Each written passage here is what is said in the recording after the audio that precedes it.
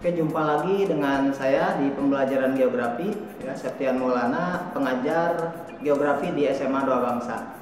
Nah, pada video sebelumnya kita sudah menjelaskan materi di awal konsep wilayah dan tata ruang. Nah, pada kesempatan kali ini kita akan menjelaskan mengenai potensi wilayah dan teori pertumbuhan wilayah. Mari kita simak video berikut ini. Oke, pada pertemuan kali ini kita akan melanjutkan materi ya, tentang konsep wilayah dan tata ruang.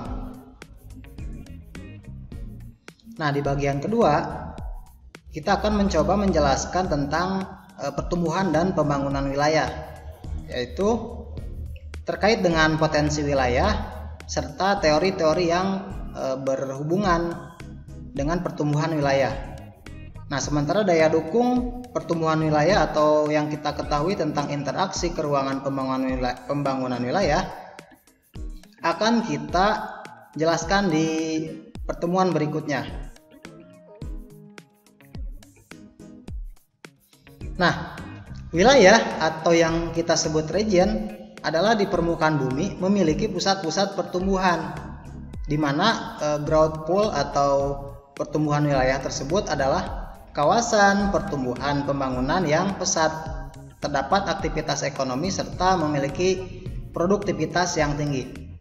Nah, menurut Muta'ali ya, yang sering digunakan dalam pusat-pusat pertumbuhan atau yang dapat dilakukan yaitu dengan cara yang pertama mengetahui potensi wilayah ya. Nah, yang kedua dari teori pertumbuhan wilayah, yaitu yang pertama ada tempat sentral. Nah, yang kedua teori sektoral. Nah, yang ketiga atau yang terakhir adalah teori kutub pertumbuhan. Nah, baik kita simak satu persatu, yaitu yang pertama tentang potensi wilayah. Nah, potensi wilayah dibedakan ke dalam dua, yaitu yang pertama ada potensi fisik, yang kedua mengenai potensi sosial budaya. Nah, potensi fisik itu apa saja? Nah, jadi potensi fisik itu berkaitan dengan kondisi alamiah fisik dari wilayah tersebut. Nah, kalau misalkan digambar, dicontohkan yaitu foto air terjun ya, atau gambar air terjun. Nah, itu merupakan potensi fisik ya, yang dapat dimanfaatkan oleh wilayah-wilayah tersebut. Nah, lalu yang kedua adalah potensi sosial budaya atau non fisik, yaitu misalkan potensi-potensi yang berkaitan dengan budaya ya, budaya masyarakat setempat. Nah, kedua hal ini tentunya dapat dimanfaatkan untuk pembangunan suatu wilayah dengan syarat wilayah tersebut mumpuni untuk dapat melanjutkan pembangunan yang lebih baik ya, seperti itu demi kesejahteraan masyarakat di sekitarnya. Nah, selanjutnya kita akan menjelaskan mengenai teori-teori pertumbuhan wilayah. Nah, adapun yang pertama yaitu teori yang berkaitan dengan tempat sentral ya, tempat sentral atau yang diistilahkan dengan central place theory. Nah, dicetuskan atau dikemukakan oleh seorang geograf Jerman yaitu Walter Christaller pada tahun 1933 ya. Nah, adapun fakta dari teori tempat sentral menurut Christaller yaitu pengembangan teori yang dimaksud adalah teori pengembangan dari teori sebelumnya, yaitu teori letak industri yang dikemukakan oleh Weber pada tahun 1909, yaitu tentang teori letak industri ya. Dan teori yang kedua yaitu teori pertanian dari von Thunen tahun 1826. Nah, jadi teori yang dicetuskan oleh Christaller yaitu teori tempat sentral bertolak belakang dari letak perdagangan dan pelayanan umum seperti rumah sakit, sekolah, bank, dan lainnya ya. Nah, jadi semakin besar pusat pelayanan maka semakin luas penduduk yang terlayani ya, begitupun dengan kondisi sebaliknya. Nah, jadi Christaller menyimpulkan seperti ini ya. Jadi di gambar pertama itu ada pusat-pusat wilayah ya, titik-titik tengah yang dikelilingi oleh wilayah-wilayah yang lain. Nah, titik-titik tengah itu merupakan pusat sentral menurut Christaller ya, seperti itu. Nah, sama seperti gambar yang kedua ya, di mana yang titik-titik itu dijadikan sebagai pusat. Nah, sementara wilayah di sampingnya itu merupakan wilayah pasar yang akan menjadi lebih besar ya, seperti itu. Nah, adapun di gambar yang ketiga yaitu dia lebih rumit ya, gambarnya lebih rumit tetapi fungsinya hampir sama. Jadi kalau menurut Christaller yaitu tetap titik-titik itu sebagai pusat ya, sementara wilayah yang lain itu mengikuti, yaitu wilayah kecil ya, wilayah sedang hingga wilayah-wilayah yang besar. Nah, jadi Christaller menyimpulkan seperti ini. Tempat sentral pada umumnya berupa ibu kota provinsi atau ibu kota kabupaten yang dilengkapi dengan sarana dan prasarana yang memadai. Nah, yang kedua tentang teori pertumbuhan wilayah dari teori sektoral ya, atau sektoral teori dari August Loss tahun 1954 dalam bukunya The Economic of Location ya. Nah, jadi hampir sama seperti Christaller ya, tetap bertolak belakang dari kesamaan topografi sebuah tempat yang berada di dataran yang sama ya. Nah, jadi menurut teori sektoral yang dicetuskan oleh Loss, muncul grafik permintaan ya, disebabkan kenaikan harga akibat naiknya biaya angkut. Nah, jadi berikutnya faktor perhitungan menurut Loss itu yang paling penting diantaranya ada, yang pertama ada pengangkutan ya, yang kedua ada biaya, dan yang ketiga ada permintaan akan barang. Nah, jadi menurut Loss dalam teori sektoralnya, bentuk optimal dari pembagian wilayah teori sektoral adalah bentuknya heksagon ya. Oke, kita ulas satu persatu ya. Nah, jadi yang pertama ada K3. Nah, apa itu K3?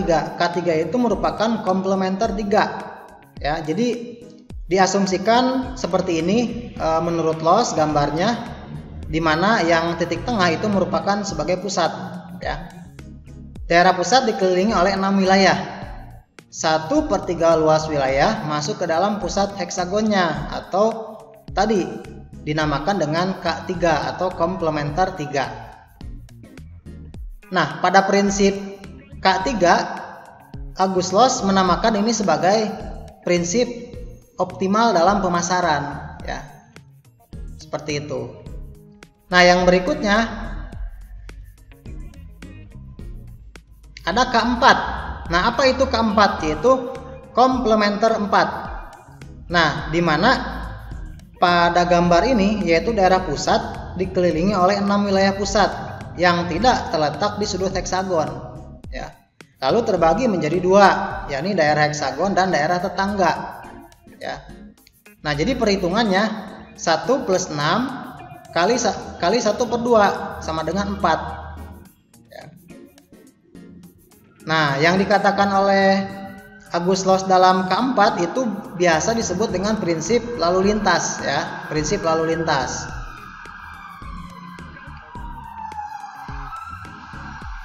Nah, yang berikutnya adalah K7 ya. K7 merupakan daerah pusat dikelilingi oleh 7 wilayah yang terletak dalam pusat heksagon ya. Jadi nilai K7 atau yang disebut dengan komplementer 7 ya. Jadi tetap titik-titik pusatnya itu ada titik di tengah ya, mengacu pada titik pusat. Nah, rumusnya 6 dikali 1 ditambah 1 sama dengan K7. Nah, itu merupakan dari teori sektoral yang dicetuskan oleh August Loss ya. Nah, pada prinsip K7 itu dinamakan dengan prinsip administratif. Nah, teori pertumbuhan wilayah yang berikutnya atau yang terakhir adalah teori tentang kutub pertumbuhan atau dinamakan dengan growth poles theory ya. Nah, dicetuskan oleh Francis Perroux tahun 1955. Nah, teori ini menyatakan bahwa pembangunan sebuah wilayah merupakan hasil dari sebuah proses dengan kecepatan dan intensitas yang berbeda. Nah, adapun tempat atau lokasi yang menjadi pusat pembangunan dan pengembangan dinamakan dengan kutub pertumbuhan. Ya, jadi pusat pembangunan dan pengembangan menurut Perrow itu dijadikan sebagai kutub pertumbuhan. Nah, dalam teori ini dikenal istilah yang berkaitan dengan timbulnya dampak positif atau dampak negatif dari interaksi kutub pertumbuhan dengan daerah-daerah yang di sekitarnya. Nah, dampak positif dari kemajuan pembangunan dari pusat pembangunan itu sendiri dinamakan dengan trickle down effect ya, menurut Francis Perrow. Nah, Perrow menjelaskan konsep ini bertujuan untuk meningkatkan investasi pada satu kota tertentu yang diharapkan selanjutnya untuk meningkatkan aktivitas kota sehingga akan semakin lebih banyak melibatkan penduduk, pada akhirnya semakin banyak barang dan jasa yang dibutuhkan ya. Nah, misalkan contohnya seperti ini ya, Pusat Pembangunan Wilayah Negara Kesatuan Republik Indonesia. Nah, misalkan ada wilayah 1 ya, wilayah 2, 3, 4 sampai dengan wilayah 10. Nah, itu merupakan wilayah-wilayah yang dimana yang dapat dijadikan sebagai pembangunan utama dan sebagai wilayah pembangunan yang biasa saja gitu ya. Nah, jadi bisa kita lihat, jadi yang diarsir itu merupakan bagian dari wilayah-wilayah yang pembangunan utama ya, seperti itu. Jadi ada A, B, C sampai D, itu yang paling diutamakan, contoh yang A ya, ke B, ke C, lalu ke D ya. Jadi seperti itu menurut teori kutub pertumbuhan ya, wilayah, pertumbuhan wilayah. Nah, gimana dengan pembelajaran geografinya? Seru kan ya? Nah, demikian video yang sudah saya sampaikan. Berikutnya kita jumpa lagi di video-video selanjutnya. Audio Jungle.